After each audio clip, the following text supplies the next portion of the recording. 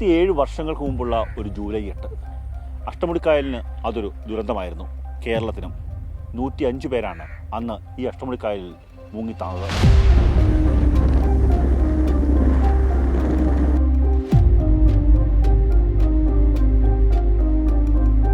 അന്നും ഇന്നത്തേന് സമാനമായ രീതിയിൽ ചെറുകാറ്റുണ്ടായിരുന്നു. മൂടിക്കെട്ടിയ അന്തരീക്ഷമായിരുന്നു.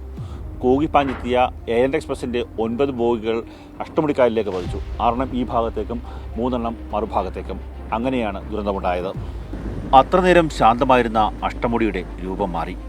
ജീവന് വേണ്ടിയുള്ള നിലവിളികൾ മറുകരയിലേക്ക് അലച്ചെത്തി. ഉച്ചസമയം നാട്ടുകാർ ആദ്യം രക്ഷാപ്രവർത്തനത്തിന് ഇറങ്ങി. പ്രദേശത്തുണ്ടായിരുന്ന വള്ളങ്ങളെല്ലാം പെരുമണ്ണിലേക്ക് തുഴഞ്ഞെത്തി. ജീവന് വേണ്ടി കേണവരെ കോരിയെടുത്തു.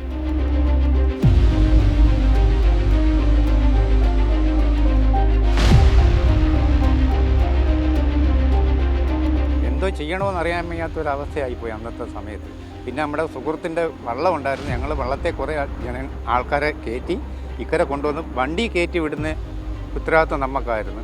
ഞങ്ങൾ ഒരുപാട് പേരെ രക്ഷപ്പെടുത്തിയിട്ടുണ്ട്. പലരും ഞങ്ങളെ പിന്നെ കാണാനും വന്നിട്ടുണ്ട്. 2-3 പോയി താഴെ പോയി. അതിനകത്താണ് മരണം സംഭവിച്ചത്. ബാക്കിയെല്ലാം തൂങ്ങിക്കിടന്നതും അക്കരെ ഇക്കരയായിട്ട് കിടന്നതും എല്ലാവരെയും രക്ഷപ്പെടുത്താൻ പറ്റി. എന്നിട്ടും 105 ജീവനുകൾ ഈ കായലിൽ അലിഞ്ഞു ചേർന്നു. അപകടം അന്വേഷിക്കാൻ 2 റെയിൽവേ കമ്മീഷനുകൾ. ചുഴലിക്കാറ്റിൽ ട്രെയിൻ മറിഞ്ഞെന്ന് കമ്മീഷനുകളുടെ കണ്ടെത്തൽ. ചുഴലിക്കാറ്റിന് സംസാരിക്കാൻ കഴിയുമായിരുന്നുവെങ്കിൽ അപകടത്തിന് കാരണം തങ്ങളല്ല എന്ന് പറഞ്ഞേനെയെന്ന് നാട്ടുകാർ. ആ സ്കൂളിൽ പോകുന്ന സമയത്താണ് ട്യൂഷൻ സെൻറ്ററിൽ പോകാനായിട്ട് നമ്മൾ ഇതായിരുന്നു മാർഗം. ഈ സെൻറ്റർ വഴി നമ്മൾ കയറി ഇതിനകത്തൊരു നടുക്കൂടാണ് നമ്മൾ ഈ ഓടിപ്പോകുന്നത്. എന്നൊരു 3-4 കൂടുണ്ട് കേട്ടോ.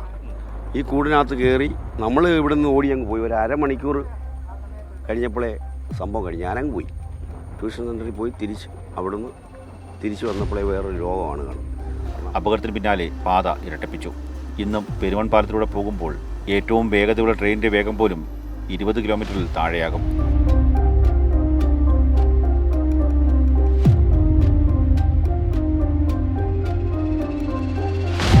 ട്രെയിൻ അപകടത്തെക്കുറിച്ച് അന്വേഷിക്കാൻ ഒട്ടേറെ കമ്മീഷനുകളെത്തി.